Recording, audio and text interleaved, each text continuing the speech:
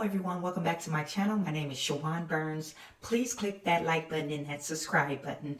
In this video, we will discuss the PPP, what's been in the news with the PPP. Also, we will discuss the EIDL program, how much is left in that funding, and when is that program set to end. Okay. So let's talk about the EIDL program first. That fund was funded about $360 billion. So as of today, September the 18th was the last report. They issued out $190 billion of that money for the EIDL loan program. And there is approximately $180 billion left. Okay, so you do have time. If you're in the reconsideration process right now, you do have time to claim that funding. That funding is set to end December the 30th.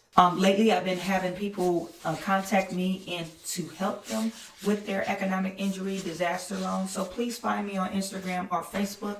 I can answer your questions in regards to the reconsideration process or the EIDL loan program if you're looking to apply for initial applications. Okay, so let's talk about the PPP. Right now, the PPP, there's been some reports in the news in regards to the PPP.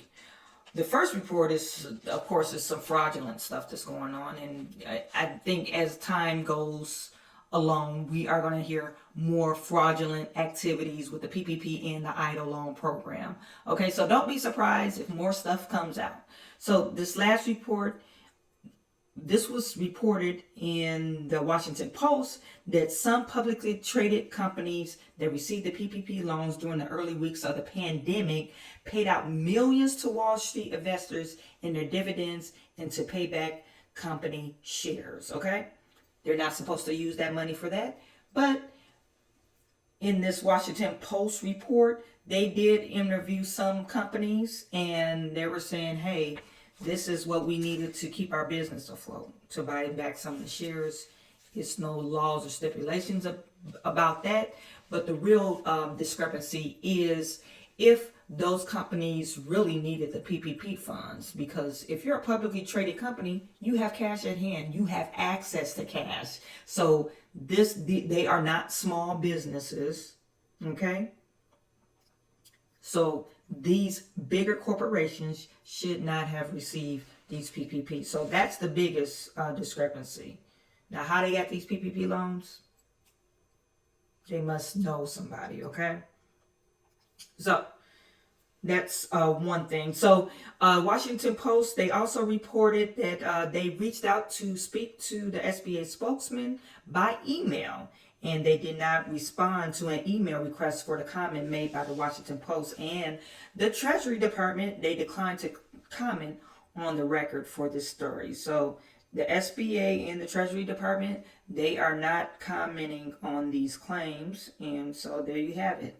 We probably won't know anything until some investigative reporting is done. The stimulus bill, 2.2 trillion billion, the 2.2 trillion billion gazillion dollars, the 2.2 trillion bill that the House is putting together to vote by October the 9th.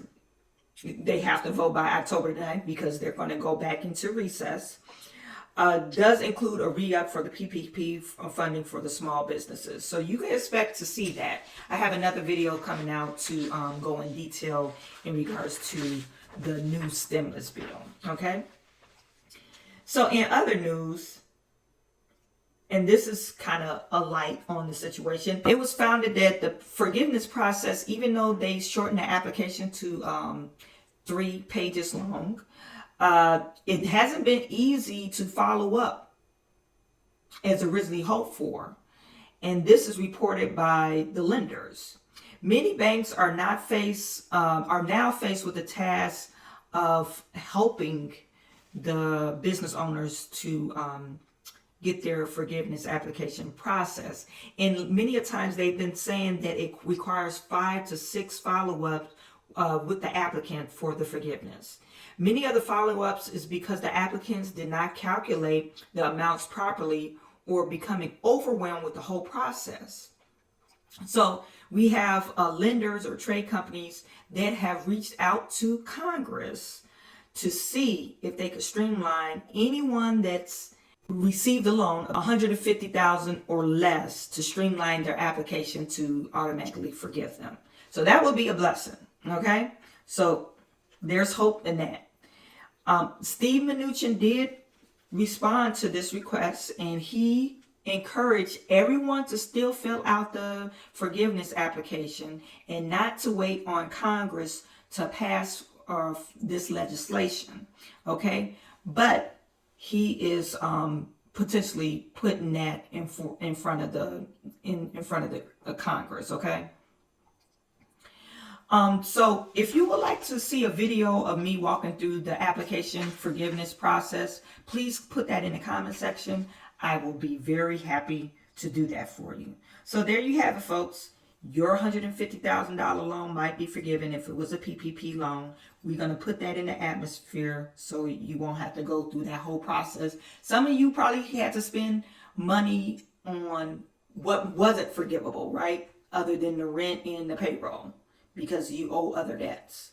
But we're going to put that out there in the atmosphere and ask Jesus, Lord, please, just that streamline forgiveness for your business, so you won't have to worry about another debt. Okay, so I am sending all my good to you. I will talk to you soon.